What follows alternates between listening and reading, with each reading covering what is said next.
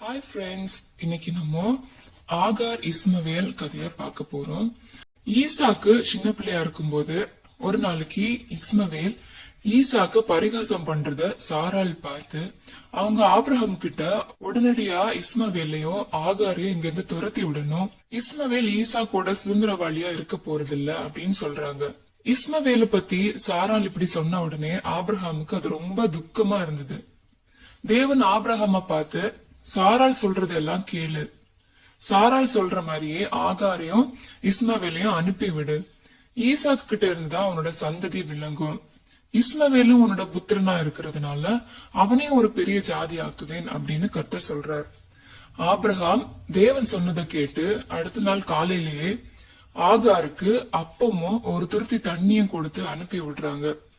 ஆகாரும் இஸ்மவேலும் பெயர் சபாவன் வனாந்திரத்துல அலைந்து திரியுறாங்க. கொஞ்ச நேரத்திலேயே அவங்க கொண்டு வந்த தண்ணி முடிஞ்சு போயிருது. இஸ்மவேல ஒரு செடிக்கு கீழே படுக்க வச்சு கொஞ்ச தூரம் போய் உட்கார்ந்து ஆகார் அழ ஆரம்பிக்கிறாங்க. பிள்ளை சாகுறது என்னால பார்க்க முடியாது அப்படின்னு. தேவன் பிள்ளையோட சத்தத்தை கேட்டார். ஒரு தேவதூதன் ஆகார பார்த்து, ஆகாரே உனக்கு என்ன ஆச்சு, பயப்படாதே, தேவன் உன்னோட பிள்ளையோட சத்தத்தை கேட்டார், நீ எழுந்து உன்னோட பிள்ளைய கூட்டிட்டு போ, அவனை ஒரு பெரிய ஜாதி ஆக்குவேன் அப்படின்னு சொல்றாங்க. அப்போ ஆகார் கண்ணை திறந்து பார்த்த உடனே ஒரு பெரிய தண்ணீர் துறவை பாக்குறாங்க.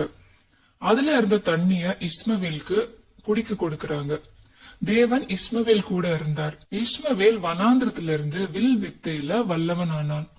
அவன் பெரியவன் ஆனதுக்கு அப்புறம் அவனுடைய அம்மா அவனுக்கு எகிப்து தேசத்துல ஒரு பெண்ணை அவனுக்கு விவாகம் பண்ணி கொடுக்கறாங்க. மீண்டும் வேறொரு பைபிள் ஸ்டோரியில சந்திக்கலாம். Bye friends.